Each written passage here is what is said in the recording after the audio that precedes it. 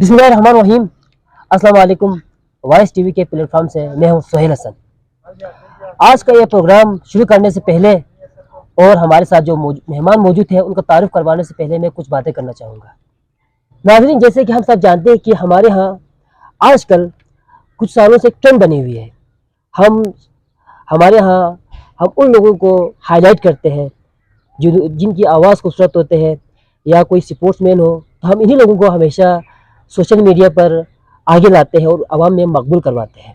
मैं ये नहीं कह रहा कि आप जो मनकबत खान है, नौत खां हैं, उनको ना लाए, बल्कि मैं ये कह रहा हूँ कि हमारे यहाँ एक ट्रेंड बनी हुई है कि हम सिर्फ इन्हीं लोगों को लाते हैं। तो आज हमने सोचा है कि हम उन लोगों को जो एजुकेशन में एक रोल मॉडल के तौर पर है लेकिन दुनिया उनके बारे में नहीं जानते, जिन लोगों को असल में पॉपुलर होना चाहिए, तो हमने हमारे पूरी टीम ने ये सोचा है कि हम ऐसे लोगों को स्पेशली जिनका ताल्लुक जीबी से है उनको हम हमारे प्रोग्राम में लाएंगे। आज के इस प्रोग्राम को मैं एक स्पेशल नाम देना चाहूँगा, फिजिक्स टॉक, क्योंकि हमारे साथ जो इंसान मौजूद है वो इंतहाई काबिल और ज़हीन, जो कि फिजिक्स में आप समझिए कि एक प्रोफेसर, हालांकि अभी डिग्री मुकम्मल नहीं हुई है, लेकिन आपके जो ख्यालात है, अफकार है, जिस तरह आप स्टडी करते हैं वो बिल्कुल हू बहू प्रोफेसरों की तरह है। तो ज़्यादा लेट नहीं करवाते, हमारे साथ आज मौजूद है मुशर्रफ, जिनको एमडी के नाम से जाना जाता है। अस्सलाम वालेकुम मुशर्रफ भाई, क्या हाल है? वालेकुम सलाम, अल्हम्दुलिल्लाह। सुहेल भाई, आप सुनाएं। मुशर्रफ भाई, सबसे पहले हम ये जानना चाहेंगे कि आपका ताल्लुक बल्तिस्तान के कौन से इलाके से है, कौन से गाँव से है, और आपने अपनी इब्तदाई तालीम कहाँ से शुरू की? जी, बहुत बहुत शुक्रिया। हाँ, मेरा ताल्लुक गिलगिस्तान के एक ज़िला शिगर से है और मैंने इब्तदाई तालीम हमारे गांव में ही हासिल किया। वहाँ पर एक प्राइमरी स्कूल थी। आपके गाँव का नाम? छतरौन है। चित्रून। 5th क्लास तक मैंने उधर ही पढ़ा। फिर इसके बाद मिडिल क्लास के लिए यानी मैट्रिक तक मैंने हमारे दूसरे गाँव था, हमारे गाँव के साथ ही वहाँ गया। तिसर हाई स्कूल था, वहाँ से मैंने मैट्रिक किया। फिर उसके बाद से मैंने सिकरदो शहर आया और सिकरदो शहर में मैंने एफएससी की। अच्छा मुशर्रफ भाई, आपने अभी कहा कि आपने तकरीबन मैट्रिक जो है अपने गांव के अलावा किसी दूसरे गांव से की, जी बिल्कुल। तो वो आप जिस स्कूल में आप मैट्रिक के लिए जा रहे थे, तालीम हासिल किया आपने जिस स्कूल में, तो वो आपके गांव से कितने डिस्टेंस पर थे? जी, वो मेरे गांव से तकरीबन 1 घंटे की दूरी पर था। तो हम डेली सुबह तकरीबन निकलते थे 7 बजे, तो 8 बजे वहाँ पहुँचते थे। फिर हमें 2 बजे छुट्टी होती थी, तो हम 3 बजे घर पहुँचे थे। मतलब डेली हम 2-2 घंटे सफ़र करते थे। अच्छा, तो मुशर्रफ भाई, जैसे कि हम सब जानते हैं कि आमतौर पर जो तालिब इल्म होते हैं वो एफएससी करने के बाद, और स्पेशली जिनके अच्छे मार्क्स होते हैं एफएससी में, वो एफएससी करने के बाद एम देते हैं और डॉक्टर बनने की कोशिश करते हैं, या ई कैट दे के किसी अच्छे से इदारे में इंजीनियरिंग के स्टूडेंट बनते हैं।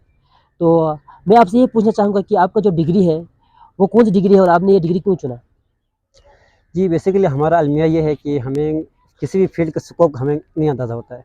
हम वैसे कि चूँकि हम पसमानदा इलाके से हैं, इसलिए हमें पता नहीं चलता कि हमें आगे जाके हमें क्या करना होता है। इसलिए हमारे लोगों के साथ ये मसला है कि हम सोचते हैं कि दुनिया में सिर्फ़ या तो इंजीनियर कामयाब है या कोई डॉक्टर कामयाब है। इसलिए लोग कोशिश करते हैं कि मैट्रिक के बाद, एफएससी के बाद कोशिश करके एमडीकेट का टेस्ट दें और पास होके नर्सिंग में लग जाए, डॉक्टर में लग जाए। हमारे लोगों को पता नहीं होता है कि दूसरे फील्ड के भी बहुत अहम काम होते हैं। तो मेरा फील्ड फ़िज़िक्स है। मैंने फ़िज़िक्स इसलिए चुना है क्योंकि मैं समझता हूँ कि हमारे जितने भी फील्ड्स हैं उनका जो बेसिक है, ओरिजिन है, वो फ़िज़िक्स है। इस फ़िज़िक्स में हम इस पूरी कायनात को समझ सकते हैं। बाकी फील्ड ऐसा नहीं है। बाकी फील्ड में हम फ़िज़िक्स के जो चीज़ें होते हैं उन्हीं को हम इस्तेमाल करते हैं। तो मैं समझता हूँ कि फ़िज़िक्स इन सारे चीज़ों का माखज़ है, इसलिए मैंने ये फ़िज़िक्स का फील्ड चुना है। अच्छा मुशर्रफ भाई, जैसे कि हम जानते हैं कि जो फ़िज़िक्स है वो काफ़ी मुश्किल, आमतौर पर लोगों को लगता है कि बहुत ज़्यादा मुश्किल है, क्योंकि इसमें ना सिर्फ मैथमेटिक्स को आपको स्टडी करना पड़ता है, बल्कि मैथमेटिक्स को ज़िंदगी रोज़मर्रा की डेली लाइफ में बहुत सारी ऐसी जगहों पर अप्लाई करना पड़ता है, जो कि ख़ासे मुश्किल काम है। तो जैसे कि हम फिज़िक्स में पढ़ते हैं ग्रेडियंट वगैरह, कर्ल वगैरह पढ़ते हैं, जिनका लोगों को सिर्फ और सिर्फ मैथमेटिकल फार्मूला आता है, इनके अलावा कुछ नहीं आता। तो आप हमारे नाज़रीन को बताना चाहेंगे कि हमारे लोगों को इसके बारे में वाक़फ़ियत क्यों नहीं है, और रियल लाइफ में हम इन चीज़ों को इस्तेमाल कैसे कर सकते हैं, और फिज़िक्स को अपने लिए और अपने कंट्री के लिए किस तरह से काम में ला सकते हैं? और बेसिकली हमारा जो ट्रेजेडी है वो ये है कि हमारे जो एजुकेशन सिस्टम है वो बिल्कुल ख़राब है। हमारे पिछले आपको पता है पिछले अरसे हमारी जो एजुकेशन सिस्टम है उसमें बहुत सारे ऐसे टीचर्स लगे हैं जिनको अलिफ बे भी नहीं आता है। अब वो जाके स्टूडेंट्स को पढ़ा रहे हैं तो स्टूडेंट्स क्या सीखेंगे? जब पेपर का वक़्त आता है तो स्टूडेंट को पास होने की मजबूरी होती है तो स्टूडेंट क्या करते हैं? रट्टा लगाते हैं। अब बिल्कुल। जब साइंस को जब स्टूडेंट बगैर समझे रट्टा लगाए ना तो स्टूडेंट को लगता है ये कोई बकवासी चीज़ है। एक्चुअल में साइंस मतलब अगर पढ़ते हुए साइंस किसी बच्चे को बोर लगता है इसका मतलब ये वो बंदा साइंस नहीं पढ़ रहा है। साइंस को पढ़ के कोई भी अक्ल बंदा साइंस को पढ़ के बोर नहीं होता। नहीं होता बेशक। इसका मतलब ये है कि वो स्टूडेंट साइंस नहीं पढ़ रहे हैं बल्कि क्या कर रहे हैं? वर्ड्स को रट्टा लगा रहे हैं। हमारे 9 और 10 लेवल से ही स्टूडेंट को रट्टा लगा जाता है। इस वजह से हमारे बेसिक्स ही बहुत ही कमज़ोर होते हैं। जब एफएससी में पहुंचता है फिर वही सीन होता है कि उनको फिजिक्स मैथ हो गया इनका कोई भी कंसेप्ट नहीं दिया जाता, सिर्फ रट्टा लगाते हैं। इस वजह से आ गया कि उनको ये चीज़ें मुश्किल लगती हैं। एक्चुअल में अगर आप देखें ना तो हमारे डेली लाइफ में हर चीज़ में फिजिक्स है। अगर आप चलते हैं देखो अगर फॉर एग्जाम्पल अगर रेनी मौसम में गाड़ियाँ स्लिप ज़्यादा होती है तो क्यों होती है? क्योंकि फ्रैक्शन उसमें लेस होती है। ये बेशक। क्या है? फिजिक्स है। अब लोगों को ये चीज़ समझ नहीं आती। क्यों नहीं आती? उन्होंने बेसिक तो नहीं पढ़ा है। तो फिजिक्स बहुत आसान है। देखो हमारे एक टॉपिक है कर्ल के नाम से। तो उस कर्ल में क्या क्या कहते हैं लोग कहते हैं भाई इसका डाइवर्जेंस लेना है कर्ल।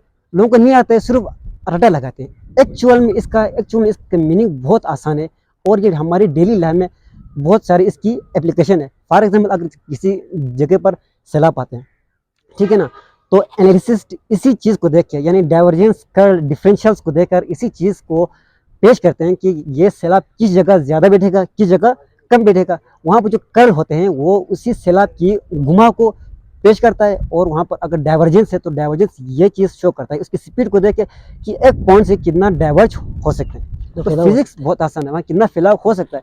तो फिजिक्स को इस्तेमाल करिए और मैथमेटिक्स फिजिक्स के अंदर मैथमेटिक्स का अहम रोल है। इसका रोल इतना है जैसा इंसान के जिस्म में रूह का है।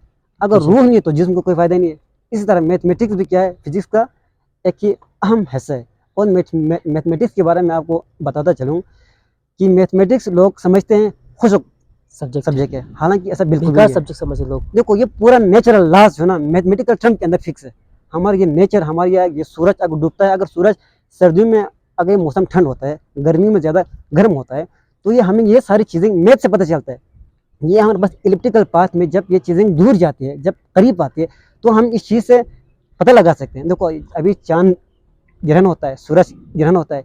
ये साइंटिस्ट अभी इस चीज़ को मतलब अगले 10 सालों के अगले 100 सालों के लिए 100% प्रिडिक्ट करके ये कह सकते हैं कि अगले कब किस तारीख को चाँद ग्रहण होगा या सूरज ग्रहण होगा, कह सकते हैं। एक कैसे कहते हैं लोग? मैथ को देख के। इसके अंदर मैथमेटिकल टर्म होते हैं, मैथमेटिकल लॉज होते हैं, इनको अप्लाई करके लोग निकालते हैं। बहुत आसान है, लेकिन हमें इसका बेसिक कॉन्सेप्ट पता नहीं है, इसलिए हम समझते हैं ये मैथ बोरिंग है बहुत। माशाल्लाह मुश्ताक भाई, बहुत ही ज़बरदस्त आपने न सिर्फ फिजिक्स के कुछ बहुत ही कम्प्लेक्स टर्म को एक्सप्लेन किया बल्कि बताया कि भाई इनको डेली लाइफ में इस्तेमाल कैसे करते हैं। इसी से हमें अंदाज़ा होता है कि भाई हमारे यहाँ तालीमी इदारों में साइंस को किस कदर बोरिंग तरीके से पढ़ाया जाता है। मैंने कहीं पर सुना था कि अगर आपको स्पेशली फिजिक्स के बारे में मैंने सुना था कि अगर आपको फिजिक्स बोरिंग लगता है तो इसका मतलब है कि आप फिजिक्स को किसी गलत टीचर से पढ़ रहे हैं। बिल्कुल ऐसे ही। तो इस बात को अभी आपने प्रूफ किया कि ये बात गलत है। तो मुश्ताक भाई सवाल तो बहुत ज़्यादा है, लेकिन क्योंकि आपको पता है हमारे यहाँ अगर इस तरह की वीडियोस जिसमें एजुकेशनल बातें हो रही हैं और ये लंबे हो जाए तो लोग नहीं देखते हम बिल्कुल। तो हम अपनी नाज़रीन की सहूलत के लिए मैं आपसे सिर्फ एक आखिरी क्वेश्चन करना चाहूँगा कि अभी आप यूनिवर्सिटी ऑफ पूंछ में आप बीएस कर रहे हो, तकरीबन आपका लास्ट ईयर चल रहा है, तो आप हमारे जो जीबी के स्टूडेंट्स हैं उनको क्या बताना चाहेंगे कि वो फिज़िक्स लें तो कौन कौन सी यूनिवर्सिटीज़ को प्रायोरिटीज़ करें या कश्मीर में आए ना आए, आप क्या कहना चाहेंगे? जी बेसिकली फ़िज़िक्स का फील्ड यूनिवर्सिटी ऑफ पूंछ में बहुत ही अच्छा है। वो अलग बात है कि हम सब जानते हैं कि पाकिस्तान के किसी भी यूनिवर्सिटी में प्रैक्टिकल काम बहुत ही कम होते हैं, वही अलमिया हर जगह है। और इसके अलावा यूनिवर्सिटी ऑफ पूंछ में फ़िज़िक्स का जो फैकल्टी है वो बहुत ही काबिल है, बहुत ही अच्छे हैं। मेरा खुद फ़िज़िक्स का कॉन्सेप्ट जो था 9, 10 फर्स्ट सेकंड ईयर इतनी अच्छी नहीं थी। इधर यूनिवर्सिटी ऑफ पूंछ में आके फ़िज़िक्स को मैं अच्छे खासे समझने लगा हूँ। तो फ़िज़िक्स यूनिवर्सिटी ऑफ पूंछ में बेहतर है। इसके अलावा अगर आपको पाकिस्तान की किसी अच्छी यूनिवर्सिटी में अगर एडमिशन मिलती है तो आप वहाँ भी जा सकते हैं। बहुत बहुत शुक्रिया मुशर्रफ भाई, आपने आपके इंतहाई मसरूफ़ शेड्यूल में से वक़्त निकाल के वॉइस टीवी के लिए वक़्त दिया। हम आप जैसे काबिल ज़हीन नौजवानों की बहुत ज़्यादा कदर करते हैं। हम उम्मीद है आज की इस वीडियो के बाद बहुत सारे लोग न सिर्फ फिज़िक्स पढ़ेंगे बल्कि दूसरे जो साइंस के शोबे हैं उनको भी समझकर रट्टिफिकेशन के बजाय कंसेप्चुअल तरीके से पढ़ने की कोशिश करेंगे। तो नाज़रीन, ये थे हमारे साथ मुशर्रफ, एक फिज़िसिस्ट है, इंतहाई काबिल स्टूडेंट है। जब तक हम इस तरह के लोगों को पॉपुलर नहीं करेंगे, इस तरह के लोगों को दुनिया के सामने नहीं लाएंगे, तो हमारे बच्चे बच्चे बच्चे जो है वो सिर्फ टिकटॉक, यूट्यूबर्स और फिल्म स्टार्स को अपने हीरो मानते रहेंगे। हमें चाहिए कि हम मुशर्रफ जैसे नौजवानों को हमारे बच्चों के सामने पेश करें, ताकि वो उनको अपने लिए एक रोल मॉडल के तौर पर अपना कर खुद भी एजुकेशन में आगे आए और चीज़ों को रट्टे के बजाय कंसेप्चुअल तरीके से समझने की कोशिश करें। तो वॉइस टीवी के साथ हमारे प्रोग्राम इख्तिताम हो जाता है। आपका मेज़बान सुहेल हसन आपसे इजाज़त चाहता है। अल्लाह हाफ़िज़।